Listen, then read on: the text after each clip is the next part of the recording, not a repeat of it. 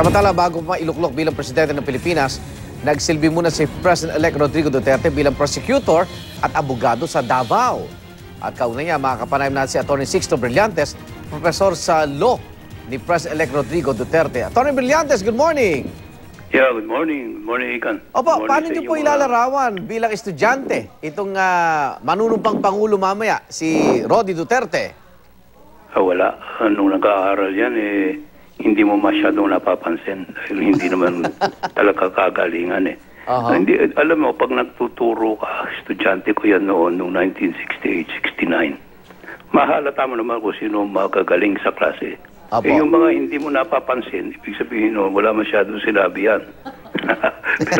pero actually, ito masasabi ko, maski na hindi kwan, pero nakatapos siya sa San Beda College of Law, dire-diretso. Ibig sabihin niya, pag nakatapos ka ng 4 years sa San Beda College of Law, hindi pwedeng wala kang nalalaman. Natatandaan ko yan minsan lang kasi pag mag-recitation ng sistema namin doon yung tatayo ka, re-recite ka, at tawagin mo. Yan, yung unang tayo niyan, hindi ko makakalimutan dahil Bisaya ako magsalita medyo may pagkatonong Bisaya, kaya sabi ko, baka hindi ka makatapos ng law kung ganyan ang style mo. Pero tuloy-tuloy yan. Nakita ko lumaki ang mga member ng Taldones. Kaya lang, matatakpan niya ng mga kaklase niya. Dahil marami siyang magagaling na kaklase. Sino ba naging kasabay nito sa klase niyo, Atty.? Ako, malaking bagay. Dalawang kanyang kabinete. Kunyari si Art Tugade. Kaklase niya sa transportation, si Bitaguirre ng DOJ. Yan ang mga magagaling sa klase nila. Kaya meron niya yung susumpa sa kanya. Si Boji Reyes, si Justice Boji Reyes. Kaklase niya yan.